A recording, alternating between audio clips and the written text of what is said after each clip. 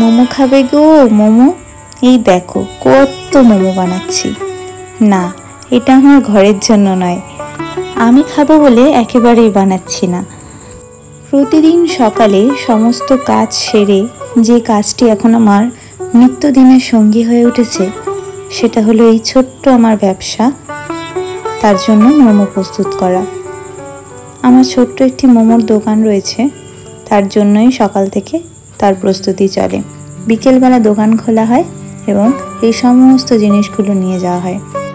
জিনিসটি দেখে যতটা সহজ মনে হয়, যতটা সহজে বানিয়ে ওঠা যাবে, খেতে যতটা সুস্বাদু, বানাতেও কিন্তু ঠিক ততটাই পরিশ্রমের দরকার হয় এবং সময়েরও।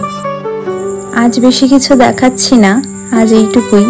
কোনো একদিন প্রথম থেকে তোমাদের সাথে গল্প শুরু করব আর মোমো বানানোর পুরো প্রসেসটা দেখাবো। যদি তোমরা চাও শুনতে অবশ্যই কমেন্ট করে জানিও, আমি নিশ্চয়ই তোমাদের সাথে শেয়ার করব। আজ চলো শেয়ার করি মায়ের বাড়ি থাকতে এক মজার রেসিপি বানিয়েছিলাম সেটাই। মজার রেসিপি এই কারণেই বলছি, আরে বাঙালি হয়ে কি কখনো লিট্টি বানিয়েছি নাকি? হঠাৎই লিট্টি খাওয়ার মন আর বানাতেও ইচ্ছা করলো, তাই মাকে বলাতে মা বললো আমি কখনো লিট্টি বানাইনি, তবে আমি বলে দেওয়ার পর মা চেষ্টা করলো। জানি না কেমন হয়েছে, তবে খেতে কিন্তু ভালোই হয়েছিল। চলো তোমাদের সাথে রেসিপিটা একবার শেয়ার করি। প্রথমে ছাতু নিয়ে তাতে স্বাদ মতো লবণ এবং কুচিয়ে রাখা রসুন, আদা, ধনেপাতা, পেঁয়াজ, লঙ্কা এবং তার মধ্যে দিয়ে দিয়েছি কিছুটা আজওয়ান এবং কিছুটা কালো জিরে, আর দিয়ে দিয়েছে কিছুটা আমের আচার।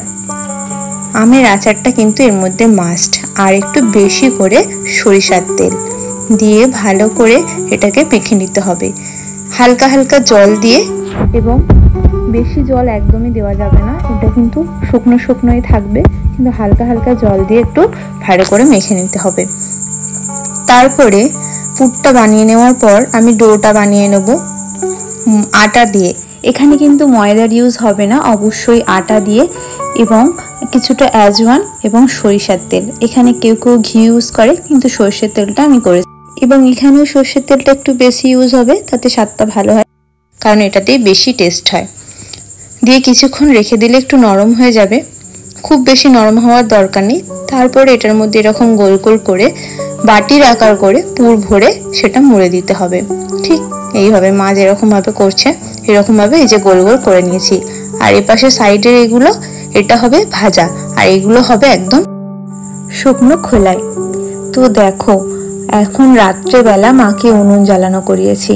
আমাদের বাড়িতে দিনের বেলায় উনুনে এবং গ্যাসে উভয়ই রান্না হয়, মা উনুনেও রান্না করেন।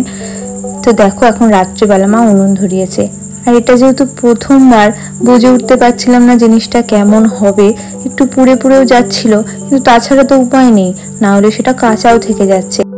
আর এই যে লিট্টির চোখার জন্য বেগুন আর টমেটো পোড়া দেওয়া হলো। আর এরপরে ভাজা লিট্টিটার জন্য তেল বসিয়েছি একেবারে সর্ষের তেল। এই দুটোই কিন্তু অনেকটা ধৈর্য ধরে একদম অল্প আঁচে বেশ কিছুক্ষণ ধরে করতে হয়, খেতে কিন্তু ভালো হয়েছিল। খাটুনি অবশ্য প্রচুর, সে তো একটু করতেই হবে।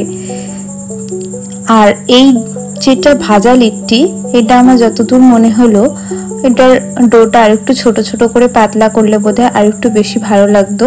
আর এই দেখো মা বেগুন আর টমেটো দিয়ে লিট্টির চোখা বানিয়েছে, একটু আমের আচার আর এই দুটো লিট্টি আমরা সকলে মিলে খেলাম, ভালো লাগলো।